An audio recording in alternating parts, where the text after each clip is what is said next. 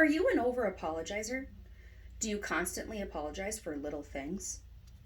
The reason we apologize is to make the person we intentionally or unintentionally hurt feel better, not to make ourselves feel better.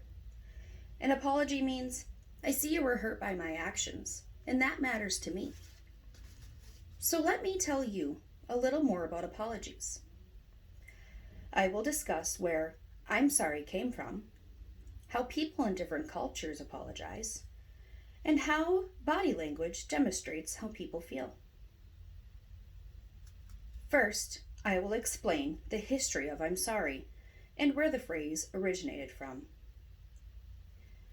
The first recorded use of the word in apologetic context, as in I'm sorry, dates all the way back to the 1830s.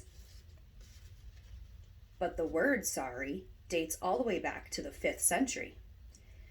Back then, sorry meant distressed, sad, full of sorrow, or full of grief. The word itself evolved from the word sorrow or sore. It wasn't till a little over 100 years ago that people started using sorry as an apology or regret.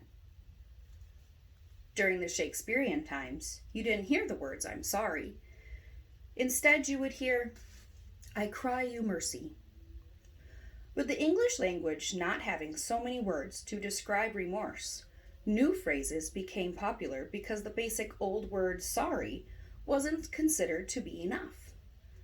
The Greek expression apologies started to be used along with feel remorse, express regrets, and being mortified.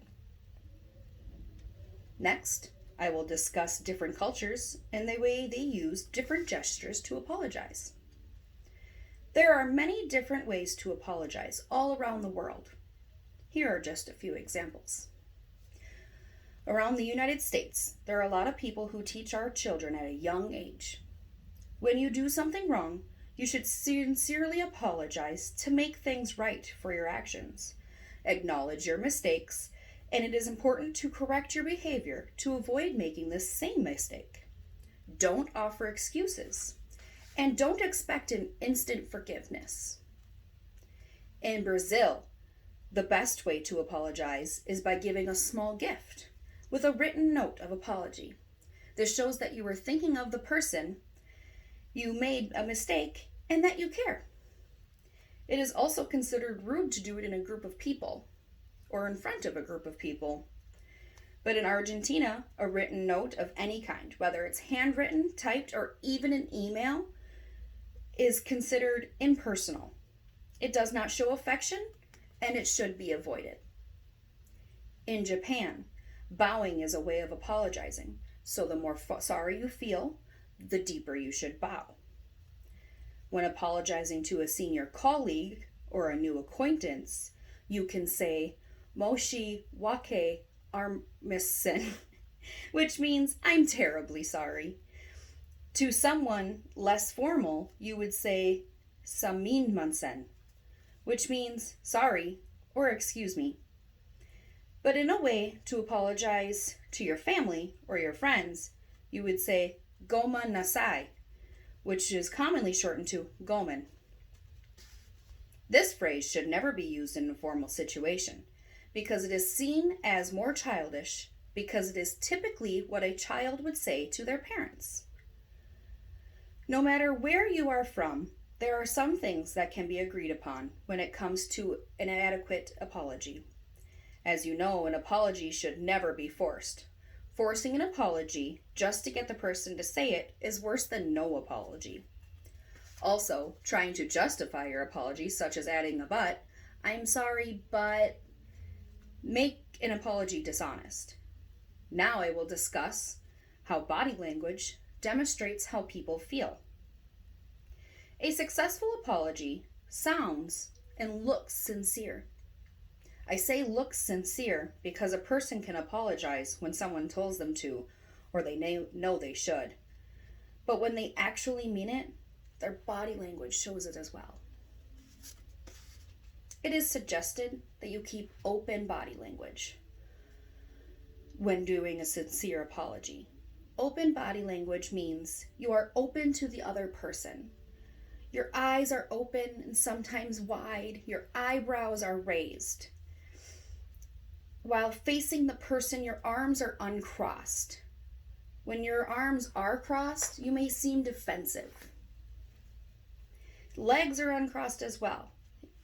And if you're standing up too straight, you may seem too confident and might come off as unsure and sincere. The more open, the better.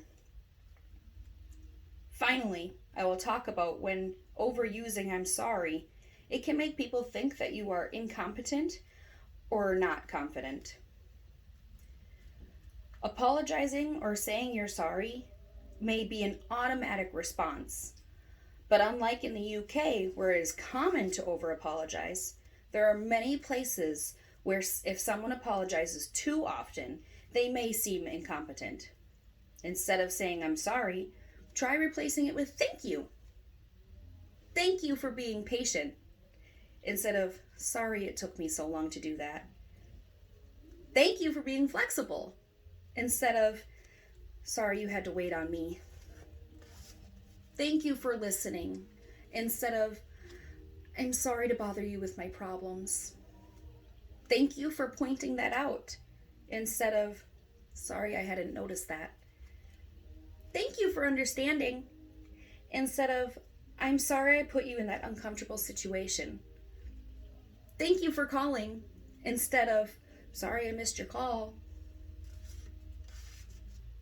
Saying "thank you" instead of "I'm sorry" transform your statement from apologetic to positive and optimistic. Instead of saying "I'm sorry" for every time you pass someone, accidentally bumping them, or just kind of being in the way, even when you don't mean to, try saying "excuse me" or "pardon me." Things like that don't need an apology every time. If you apologize too often for little things that are unnecessary, your apology may not have that good impact that it may need in the future. In summary, I have covered the history of "I'm sorry" and how you can pay attention to body language, what happens when we over-apologize, and how different cultures apologize. Now, having a more educated information about apologies and how people do it around the world, you too can apologize in different ways. Thank you.